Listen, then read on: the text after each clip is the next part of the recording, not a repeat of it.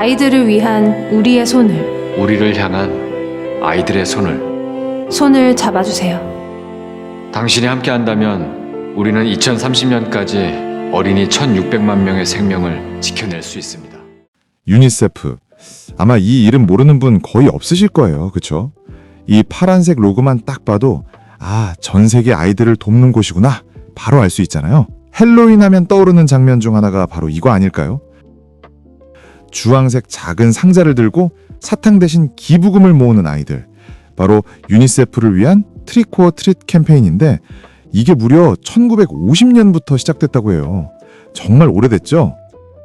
아니면 축구 좋아하시는 분들은 아마 여기서 보셨을 거예요. 바로 FC 바르셀로나 유니폼이죠. 보통은 기업이 축구팀에 돈을 주고 자기 회사 로고를 새기잖아요. 그런데 바르셀로나는 정반대였어요. 오히려 매년 150만 유로를 유니세프에 기부하면서 이 로고를 유니폼에 달았습니다. 진짜 대단하고 정말 획기적인 파트너십이었죠. 자, 이렇게 우리 주변에서 쉽게 볼 수 있는 유니세프. 근데요, 이 익숙한 상징들 뒤에 있는 이 거대한 조직, 과연 정확히 어떤 곳일까요? 지금부터 그 속을 한번 들여다보겠습니다.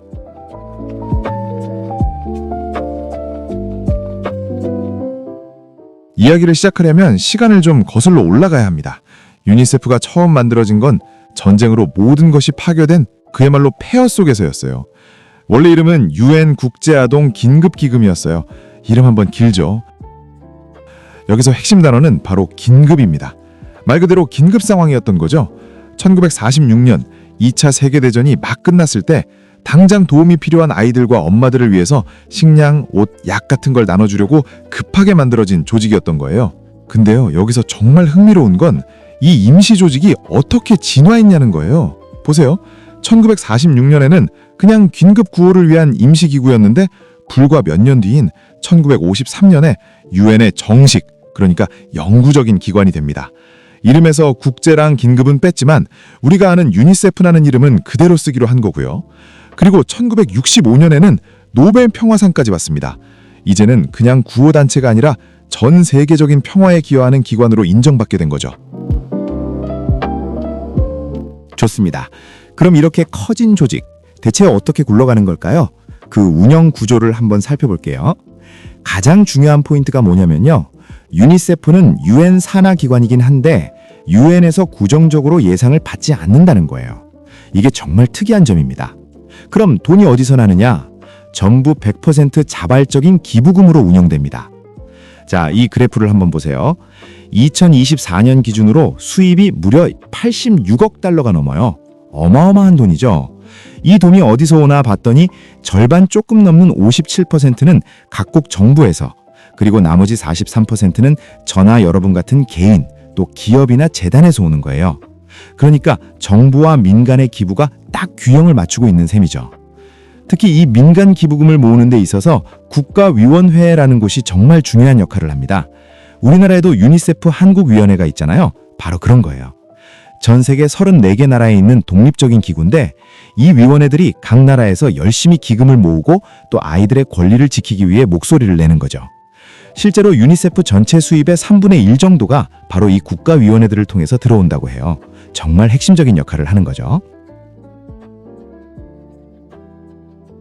자, 그럼 이 엄청난 돈으로 대체 무슨 일을 할까요? 유니세프의 활동이 얼마나 거대한지 그 스케일을 한번 직접 느껴보시죠. 첫 번째 숫자부터 정말 압도적입니다. 2,700만. 이게 뭐냐면요. 2018년 단 한 해 동안 유니세프의 도움으로 태어난 아기들의 숫자입니다. 정말 상상이 가시나요? 생명이 시작되는 바로 그 첫 순간부터 함께하고 있다는 뜻이죠. 그리고 여기서 끝이 아닙니다. 같은 해에 6,550만 명. 이 아이들이 유니세프 덕분에 5가지 백신, 그러니까 아주 중요한 예방접종을 맞을 수 있었어요. 방금 본 두 숫자만 합쳐도 거의 1억 명에 가깝죠? 유니세프의 활동 규모가 어느 정도인지 정말 피부로 와닿는 대목입니다. 단순히 돈만 보내는 게 아니에요. 이런 실질적인 도움을 주죠. 예를 들어 상자 안에 학교라는 게 있어요. 이 상자 하나만 있으면 학생 40명이 바로 수업을 할 수 있는 모든 게 다 들어 있습니다. 이런 작은 상자부터 시작해서 덴마크 코펜하겐에는 30억 달러가 넘는 구호 물품을 관리하는 진짜 거대한 물류 창고까지 가지고 있어요. 이 모든 걸 움직이는 물류 시스템 자체가 정말 상상을 초월하는 수준인 거죠.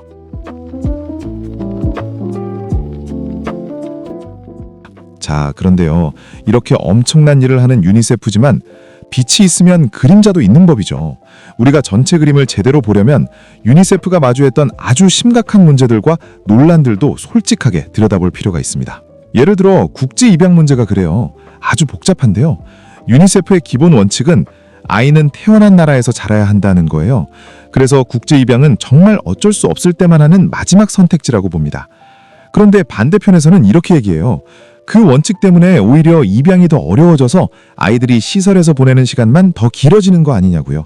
좋은 의도를 가진 정책이 현실에서는 다른 결과를 낳을 수도 있다는 그런 딜레마를 보여주는 거죠. 그리고 더 심각한 문제들도 있었습니다. 돈 문제도 있었고요. 1995년 케냐에서 예산의 4분의 1이나 되는 $10,000,000가 사라지는 비리 사건이 터졌습니다. 더 끔찍한 건 아이들을 돕는다는 사람들이 오히려 아이들을 해친 사건들이죠. 콩고 같은 곳에서 구호활동가들이 성학대를 저지른 혐의가 드러났고, 심지어 1980년대 브뤼셀 옥상에서 아동 성매제 조직이 운영됐다는 정말 믿을 수 없는 스캔들도 있었습니다. 내부적으로도 2018년에 부총재가 비위 문제로 물러난 일도 있었고요. 이 문제의 심각성을 보여주는 전 UN 관리의 말이 있습니다. 앤드류 맥클라우드라는 사람인데요. 이렇게 말했어요. 전 세계에 소아 성향을 가진 구호활동가가 수만 명이 있습니다. 그런데 유니세프 티셔츠를 입고 있으면 아무도 당신이 무슨 짓을 하는지 묻지 않을 겁니다. 정말 소름 끼치는 말이죠. 좋은 일을 한다는 이미지가 어떻게 악용될 수 있는지를 적나라하게 보여주는 정말 뼈아픈 지적입니다.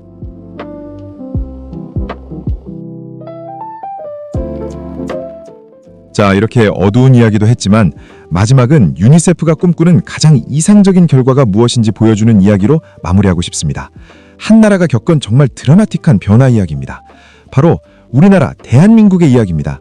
믿기지 않지만 1950년대 한국전쟁 당시 우리나라는 유니세프의 긴급 구호를 받던 나라였어요. 식량, 담요, 약 같은 걸 지원받았죠. 그런데 지금은 어떻습니까? 수십 년이 지나 1994년에 드디어 유니세프 한국위원회가 생겼습니다. 이건 그냥 사무실 하나 생긴 게 아니에요. 도움을 받기만 하던 나라에서 이제는 스스로 일어서고 이제는 다른 일을 돕는 자리까지 온다는 역사적인 순간이었습니다. 개발 원조가 꿈꾸는 가장 완벽한 성공 사례라고 할 수 있겠습니다. 그래서 결국 이 질문 앞에 서게 됩니다. 유니세프처럼 거대한 조직이 과거의 그 끔찍한 실패들을 정말로 바로잡을 수 있을까? 그리고 그 본래의 정말 중요한 임무를 제대로 해낼 수 있을까? 이건 단지 유니세프만의 문제가 아니라 전 세계 모든 구호 활동의 미래가 걸린 우리 모두에게 던져진 질문일지도 모릅니다. 오늘 제 이야기가 재미있었다면 좋아요, 구독 부탁드리고 다음에 더 재미있고 유익한 이야기로 돌아오겠습니다.